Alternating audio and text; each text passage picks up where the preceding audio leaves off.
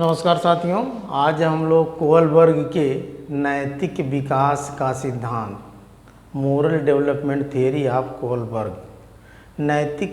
Kohlberg कहते हैं कि नैतिकता बच्चों में कैसे आती है और किस किस अवस्था में आती है, इसको सिद्ध करने के लिए उन्होंने जो है कुछ कहानियाँ बनाई और उस कहानियों के आधार पर कुछ एज के बच्चों का जो है साक्षात्कार विधि के माध्यम से ये बताया कि कुछ बच्चों में नैतिक दुविधा होती है, फिर उसके बाद नैतिक तर्कणा होती है, moral reasoning and moral dilemma. एक शब्द आता है डेलिमा, जिसको कहते हैं दुविधा। तो हर बच्चों में या हर व्यक्ति में दुविधा का वक्त एक समय आता है और जब उस दुविधा से वह कन्फर्म हो जाता है तो उसको नैतिक तर्कणा यानी मोरल रीजनिंग कहते हैं। तो सबसे पहले तो ये जान लेते हैं कि कोलबर्ग का पूरा नाम था हेनरी लॉरेंस कोलबर्ग। इनका पूरा नाम था हेनरी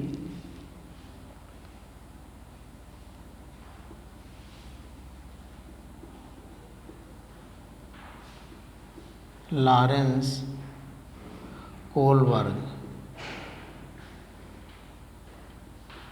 और दूसरी बात थी, इनका पूरा नाम था, ये रहने वाले कहाँ के थे? अमेरिका के थे। कहाँ के? अमेरिका के। और इनका जन्म हुआ था, जन्म 1927 में और मृत्यु हुई थी 1987 में। और इन्होंने जो मोरल डेवलपमेंट थियरी दिया था यानी नैतिक विकास के बारे में जो बताया था, इसके बारे में इन्होंने 11 कहानियाँ बनाया था। कितनी कहानियाँ? 11 कहानी। और जो साक्षात्कार लिया था, इंटरव्यू लिया था 72 बच्चों पे, अलग अलग उम्र के बच्चे थे, 72 बच्चों पे साक्षात्कार लिया था। और जिस 11 कहानी में कि हिंज की कहानी सबसे महत्वपूर्ण होती है। अमेरिका में हिंज नामक एक व्यक्ति रहता है, एक कहानी है, कहीं कहीं हिज भी लिखा रहेगा।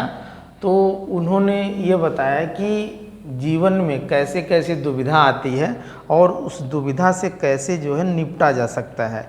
तो पहली बात उन्होंने ये बताया कि एक हिंज नामक व्यक्ति रहता है और उसकी बीवी की तबीयत खराब हो जाती है और उसे कोई असाध्य बीमारी हो जाती है जो ठीक होती है, लेकिन बहुत ज़्यादा पैसा लगेगा और बहुत महंगी दवा उससे मिलेगी। और पता चलता है कि वो दवा एक बहुत दूर किसी दुकानदार के पास है।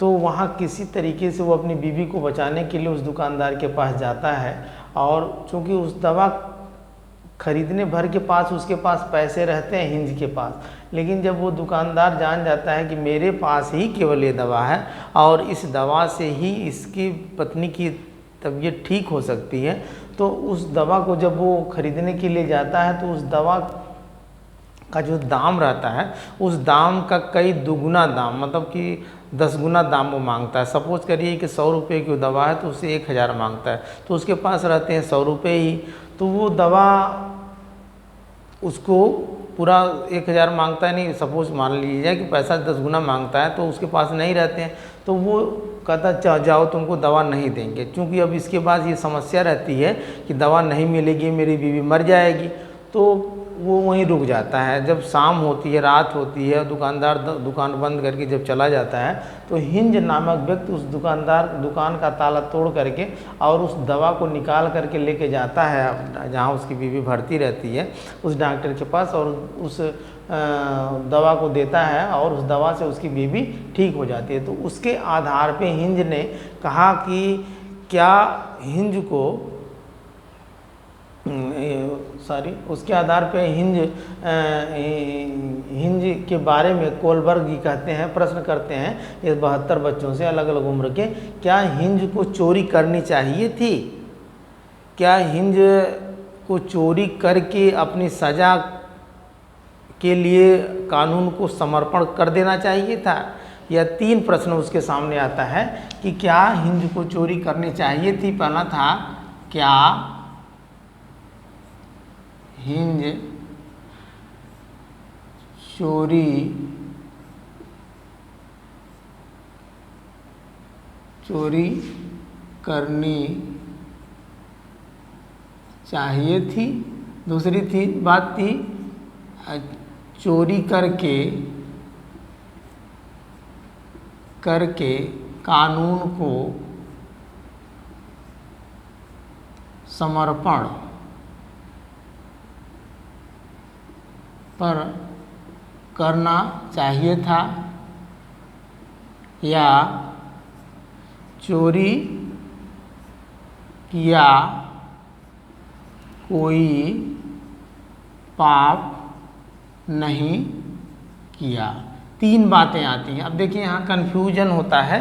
पहली बात तो अगर नैतिकता की दृष्टि से देखा जाए तो हिंदू को चोरी करनी ही नहीं चाहिए थी, लेकिन दूसरी बात अगर देखा जाए तो चोरी करनी चाहिए थी, उसकी बीवी बच गई दवा मिलने के बाद, तो उसको कानून को सज़ा दे देनी चाहिए थी, कानून को अपने समर्पण कर देना चाहिए था कि मैंने चोरी किया, मुझे सज़ा हो जानी थी।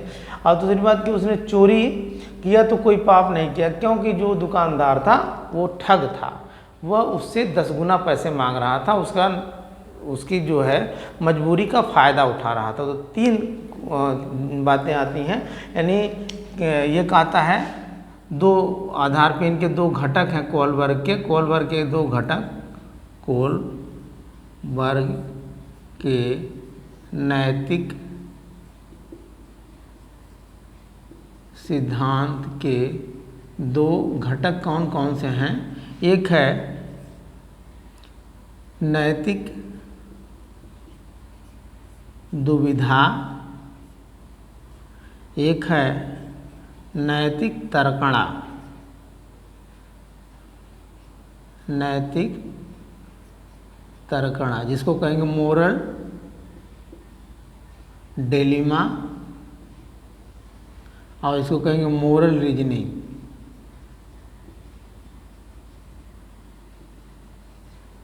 तो ये दोनों, ये दुविधा और रीजनिंग क्या होती है कि जैसे मान लीजिए आप देखते हैं पिक्चर, या आज समाज में भी हो रहा है, कोई लड़का है किसी लड़की से प्रेम करने लगा, घर वाले स्वीकार नहीं कर रहे हैं, लड़की उधर कह रही है कि अगर तुम मेरे साथ शादी नहीं करोगे तो मैं मर जाऊंगी, माँ बाप कह रहे हैं कि अगर तुम उसके साथ शादी करोगे तो मैं तुमको घर से भगा दूंगा, बाहर खास कर दूंगा, प्रॉपर्टी से बाइकाट कर दूंगा।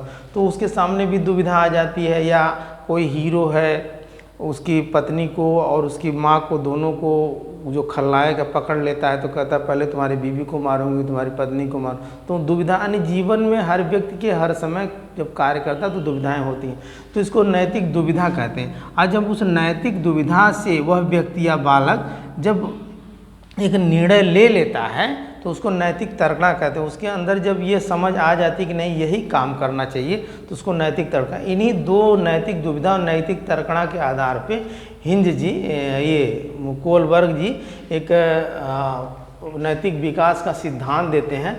और इसमें क्वेश्चन आता है कि नैतिक विकास के सिद्धांत में उन्होंने 3 स्तर बताया। कैसा स्तर बताया? 3 स्तर। पहला है पूर्व नैतिक स्तर, उसको पूर्व परंपरागत स्तर भी कहेंगे, पूर्व रूढ़िगत स्तर भी, और औपचारिक स्तर भी कहेंगे, पूर्व औपचारिक स्तर भी कहेंगे।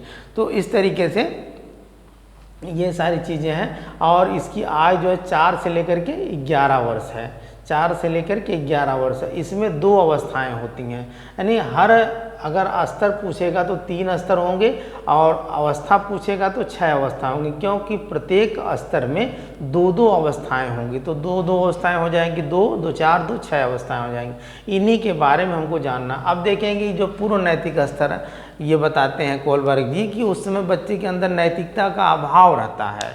जो इस अवस्था में बच्चा जो है परिवार से, माँ बाप से, पास पड़ोस से जो चीज़ें देखता है, सुनता है, समझता है, उसी को नैतिक मान लेता है। जो चीज़ लोग स्वीकार करते हैं, चाहे दंड के आधार पे, चाहे भय के आधार पे, चाहे पुरस्कार के आधार पे, जो अच्छी चीज़ें हैं, प्रशंसा होती है तो उसको वो नैतिक मान लेता है। और नैतिक स्तर या परंपरागत स्तर या रूढ़िगत स्तर, औपचारिक स्तर बताते हैं कि जब उसको समाज का मान्यताओं, समाज की परंपराओं के अनुसार जब वो अपने नियम को बनाने लगता है तो उसको जो है परंपरागत स्तर या रूढ़िगत स्तर या औपचारिक या नैतिक स्तर कहते हैं।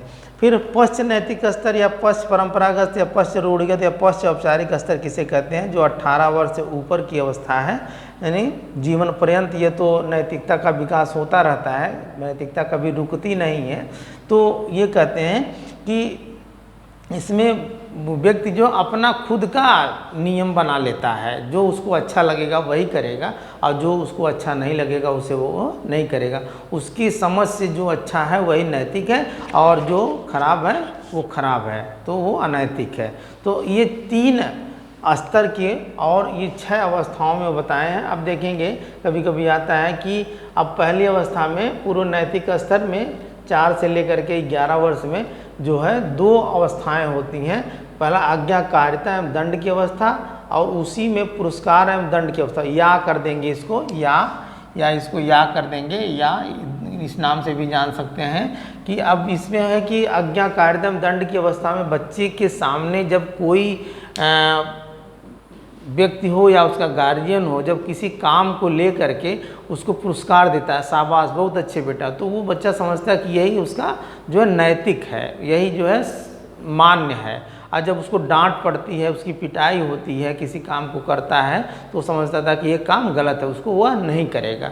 अब पढ़ने बैठा, टीचर या उसके गार्जियन कह रहे हैं कि हाँ बेटा बहुत अच्छा कर रहे हो, तो समझ रहा था कि हाँ मैं अच्छा कर रहा हूँ, मैं अच्छा कर रहा हूँ। कोई आ गया उस कुर्सी ला के दे दिया तो वो समझ जाएगा कि जो बच्चा, गार्जियन कह दिया कि हाँ बेटा बहुत अच्छा किया, तो वो कहेगा नैतिक है। यहाँ जो है उसके सामने यानी जो आज्ञा का पालन करेगा तो, और वो जो है वो आज्ञाकारिता एवं दंड नाम से ही स्पष्ट आप ध्यान देंगे, तो आज्ञा का पालन करेगा या जो जब उससे किसी कार्य करने पर पुरस्कार मिलेगा तो वो बच्चा समझ जाएगा कि यही चीज़ें नैतिक हैं, और जहाँ उसको दंड मिलेगा तो उसको वो अनैतिक मान जाएगा। दूसरे इसी अवस्था यांत्रिक सापेक्षवाद की अवस्था या अहम की अवस्था या जैसे कि तैसी अवस्था या अदला बदली की अवस्था। इस अवस्था में क्या होता है कि बच्चे के अंदर अहम की भावना उत्पन्न हो जाती है। बच्चा सोचता है मैं ही क्यों करूं, एक तरीके से वह बच्चा के अंदर थोड़ा थोड़ा जो है तर्क करने की क्षमता का विकास होना शुरू हो जाता है, और बच्चा किसी भी काम को तब करता है जब उसके बदले में उसको कुछ मिलता है। इसलिए उसको अदला बदली की वजह से उसके माँ बाप कहते हैं कि बेटा जाओ दुकान से ये सामान लेके आओ, तो कहेंगे क्यों लाऊं, मुझे क्या मिलेगा, तो कहते हैं चलो उसमें से तुम कुरकुरे ले लेना या टॉफ़ी ले लेना, तो कहेगा हाँ। या बच्चा जरा गिलास पानी लाओ बेटा, आज मैं तुमको इतना दूंगा, बच्चा ये काम कर दो मैं तुमको इतने पैसे दूंगा। तो यहाँ पे उस बच्चे के अंदर वही जो है नैतिकता की भावना होती है कि उसके बदले में उसको कुछ मिल रहा है, यानी ईगोसेंट्रिक स्टेज उसको कहते हैं, जैसे कि तैसे अवस्था। यानी बच्चे की अगर किसी ने बच्चे कापी फाड़ दिया, अरे ये कोई बच्चा उसको मार दिया, तो तब तक वो अभी जो है संतोष नहीं होगा जब तक उसको मारेगा नहीं, जब तक उसका फाड़ेगा नहीं। यानी जैसे कि अगर तो जैसे कि तैसे की अवस्था या अदला बदली की अवस्था इसको कहेंगे। फिर उसके बाद है नैतिक स्तर, जहाँ समाज के नियम के अनुसार वह कार्य करता है और समाज की मान्यताओं के अनुसार वह सोचता है कि जो समाज जो नियम बनाया है उसके अनुसार ही नैतिक स्तर है। इस समय देखें जो है 3 स्टेज भी इसको बोलेंगे, किशोरावस्था की भी अवस्था कही जाएगी 11 से लेकर के 18 वर्ष तक की। इस नैतिक स्तर या परंपरागत स्तर, रूढ़िगत स्तर या औपचारिक स्तर में 2 अवस्थाएं, इसमें भी अंतर वैयक्तिक सामंजस्य की अवस्था, सुनहरा नियम की अवस्था, प्रशंसा की अवस्था, ये 3 चीज़ें हैं। तो इसमें या करके हैं, तो वह कहता है कि बच्चा जो है समाज से संबंध बनाना शुरू कर देता है। यानी सुनहरा नियम, अपने आप को जो है वह कोई भी कार्य करता है तो वो सोचता है कि मेरी प्रशंसा हो। जब वो कोई कार्य करेगा तो वो सोचेगा कि मेरी प्रशंसा हो। जब उसकी प्रशंसा होती है तो वो समाज के अनुरूप जो है, समाज के नियम मान्यताओं आदर्शों रूढ़ियों विचारों के अनुसार उसको अच्छा लगता है। और सुनहरा नियम भी वो जो समाज का नियम उसको वह पालन करता है, सामंजस्य बनाता है और वातावरण और समाज से वह सामंजस्य बना। अंतर्वैयक्तिक अंतरावैयक्तिक, अंतर्वैयक्तिक का मतलब कि समाज और वातावरण के बीच वह बात करता है, अपने संबंध को स्थापित करता है। एक अंतरावैयक्तिक होता है जो स्वयं अपने आप जो संबंध बनाना, अपने से बात करना, अंतरावैयक्तिक होता है। फिर उसके बाद उसी में एक अवस्था और आती है, अच्छा इसी में देखिए प्रशंसा की अवस्था या जो है अच्छा लड़का लड़की की अवस्था, बच्चा बड़ा ख्वाब देखता है इसमें जो है, प्रशंसा की अवस्था भी अच्छा लगी कि मैं डॉक्टर बनूंगा, इंजीनियर बनूंगा, बहुत बड़ा जो है देश का आर्मी में जा कर के सेवा करूंगा, वर्दी पहनूंगा, स्टाइल में एक्टर बनूंगा, यानी अच्छे अच्छे ख्वाब उसके अंदर आने लगते हैं। अच्छा लड़की लड़की यानी good boy and good girl की अवस्था, प्रियंसेंस की अवस्था, सुनहरा नियम की अवस्था ये आती है। फिर उसके बाद है उसी में एक अवस्था है सत्ता एवं सामाजिक अवस्था, फिर स्व पहचान की अवस्था, भूमिका निर्धारण की अवस्था। इसमें क्या करता है बच्चा जो है सत्ता एवं वह भी इस अवस्था में भी बच्चा समाज के नियमों के अनुसार ही कार्य करता है, लेकिन समाज में जो नियम बनाए गए हैं उस समाज के नियम में वो अपनी पहचान खुद दिखाना चाहता है। जैसे कहीं रक्तदान हो रहा है, कहीं बाढ़ पीड़ित के लोगों की सेवा लोग कर रहे हैं, कहीं भी कोई इस तरीके का सामाजिक कार्य हो रहा है, तो उसमें वह जा कर के भाग ले करके उस लोगों के सामने लोग पहचान बनाना अपना भी दिखाना चाहता है कि मेरा भी कुछ उसमें रोल है। तो स्व अपनी पहचान बनाना, रक्तदान हो गया, सामाजिक सेवा करना, ये सारी चीज़ें हो जाती हैं। यानी अपनी भी भूमिका वह नाम से ही आप समझ जाएंगे कि वो अपनी एक अलग पहचान बनाना चाहता है, अपनी एक भूमिका बनाना चाहता है। अगला आपका है जो पश्च नैतिक स्तर या परंपरागत स्तर या पश्च रूढ़िगत पश्च औपचारिक स्तर, आजकल 18 से लेकर ऊपर है सामाजिक अनुबंधन की अवस्था या सामाजिक ठेका की अवस्था। इस अवस्था में बच्चा क्या करता है, अब तो बच्चा नहीं रह गया, यह प्रौढ़ ही हो गया। अब इस अवस्था में वह जो है अपना खुद का नियम बनाना शुरू कर देता है, यानी विद्रोही स्वभाव का हो जाता है। वो सोचता है कि जो भी नियम बनाया गया है समाज में, जो नैतिक कहें, तो वह समाज की भलाई के लिए बनाया गया, ना कि जो रूढ़ियों से चला आ रहा है, ये दहेज प्रथा हो गई, बाल विवाह हो गई, इसका वो विद्रोह करता है, इसका विरोध करता है। तो उस तरीके से अपने खुद बनाए हुए नियम का वो पालन करता है। ऐसा नहीं कि कुछ लोग कह रहे हैं कि ये सही है तो उस चीज़ को वो मानने के लिए तैयार नहीं होता, कहता है कि नहीं मैं इस चीज़ को नहीं मानूंगा, यह गलत भी है, मैं जो ये नियम बनाए गए हैं ये समाज के भलाई के लिए बनाए गए हैं, अगर मेरे हिसाब से सही नहीं है तो वो सही नहीं है। फिर ये हो गया, और फिर उसके बाद है एक सांसारिक नीतिपरक की अवस्था और सार्वभौमिक नैतिकता की अवस्था। कोलबर्ग बताते हैं कि ये सांसारिक नीतिपरक की अवस्था तब आती है जब बच्चे में एकदम जो है नैतिकता की पूर्ण रूप से विकास हो जाता है। बच्चा जो है जैसे स्वामी विवेकानंद हो गए, गांधी जी, अंबेडकर जी, या स्वामी दयानंद सरस्वती जी, या तमाम भगवान बुद्ध कह लें, या मतलब एक तरीके से गार्ड लोगों की बात आ जाती है, हरिश्चंद्र जैसे तमाम ऐसे महापुरुषों के अंदर जो अपने प्राणों की बाजी लगा करके जो सही है वो सही को ही करेंगे, यानी वो अपने वाले ही करेंगे और वो एक आदर्श प्रस्तुत करेंगे। जैसे ईसा मसीह हो गए, सुकरात हो गए, वो जानते हैं कि मैं जो कर रहा हूँ सही कर रहा हूँ, चाहे समाज मुझे फांसी पे ही क्यों ना चढ़ा दे, जैसे ईसा मसीह को सूली पर चढ़ा दिया गया, लेकिन वो जानते थे कि जो मैं कर रहा हूँ सही कर रहा हूँ, आज नहीं कल ये चीज़ें सही हैं, तो सूली पे चढ़ना वो हंसी हंसी चढ़ गए। और भगत सिंह जैसे लोग मतलब कि फांसी पे चढ़ गए। तो यहाँ पे उनके अंदर इतनी नैतिकता आ जाती है, संसारी नीति परक की अवस्था, सार्वभौमिक नैतिकता, पूर्ण रूप से बच्चा जो है यानी व्यक्ति कहा जाएगा कि वह नैतिकता की भावना उसके अंदर हो जाती है और वह अपने बनाए हुए नियम को ही नैतिक मानता है। अब इसमें थोड़ा सा जान जाएंगे इनकी आलोचना, कोलबर्ग की नैतिक विकास की आलोचना इनकी एक शिष्य थे जो है कैरोल गिलिगन, इनकी आलोचना भी हुई थी। इनकी आलोचना उन्होंने कौन किया था, इनके शिष्य कैरोल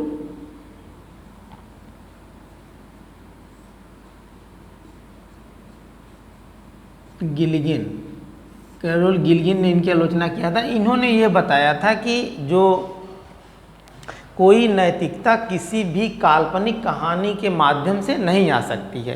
हालांकि लॉरेंस कोलबर्ग जी बताते हैं कि नैतिकता बच्चों में इसी आधार पे आती है, उनके मोरल डिलेमा और मोरल रीजनिंग के आधार पे, लेकिन ये कहते हैं कि ये सब काल्पनिक कहानियाँ हैं। ये काल्पनिक कौन, कैरोल गिलिगन बताते हैं कि ये जो है काल्पनिक कहानी, यानी काल्पनिक कहानी का वो विरोध करते हैं। काल्पनिक कहानी का विरोध करते हैं। कहते काल्पनिक कहानी के आधार पर नैतिकता नहीं आ सकती। दूसरी चीज़ ये बताती हैं कि जो इन्होंने नैतिकता का भाव बताया उसकी ओर पुरुषों पे ही उदाहरण लिया, महिलाओं को उसमें शामिल नहीं किया, यानी लिंग के आधार पे। यानी इन्होंने बताया कि जो पुरुष होते हैं वो क्रिया प्रधान होते हैं, तो उनके अंदर जो है व्यवहार जल्दी हो जाते हैं, लेकिन महिलाएं जो भाव प्रधान होती हैं, इमोशनल होती हैं, तो जो है ये पुरुषों और महिलाओं में के आधार पर बताया कि ये सही नहीं है। पुरुषों और महिलाओं में अंतर कर दिया इन्होंने, यानी केवल पुरुषों पर ही ये कहानी साक्षात्कार लिया। दूसरी चीज़ है कि इन्होंने बताया कि यह जो ये कोलबर्ग थे, ये जो किए थे ये यूरोप देशों पर ही किए थे, बाकी जो है एशिया और अफ्रीका महाद्वीप वाले देशों पे ये नहीं, यानी कहीं कहीं की सभ्यता संस्कृति इस तरीके की है कि वहाँ पे ये नियम लागू नहीं होता, वहाँ ये इस तरीके की नैतिकता का विकास नहीं होता, यानी सभ्यता संस्कृति का भी उसमें ये डिफाइन नहीं किया था। सभ्यता और संस्कृति के आधार पे ये 3 आधार उन्होंने बताया। पहला था कि काल्पनिक कहानियाँ, दूसरा है कि जेंडर यानी पुरुष और महिलाओं में को डिफाइन नहीं किया, दूसरा सभ्यता और संस्कृति, कहीं कहीं की संस्कृतियाँ अलग अलग हैं और सभ्यता भी अलग अलग है, तो उस आधार पे जो है हम ये नहीं कह सकते कि इस कहानियों के आधार पे ही जो है नैतिकता का विकास होगा। तो आज के लिए इतना ही, धन्यवाद।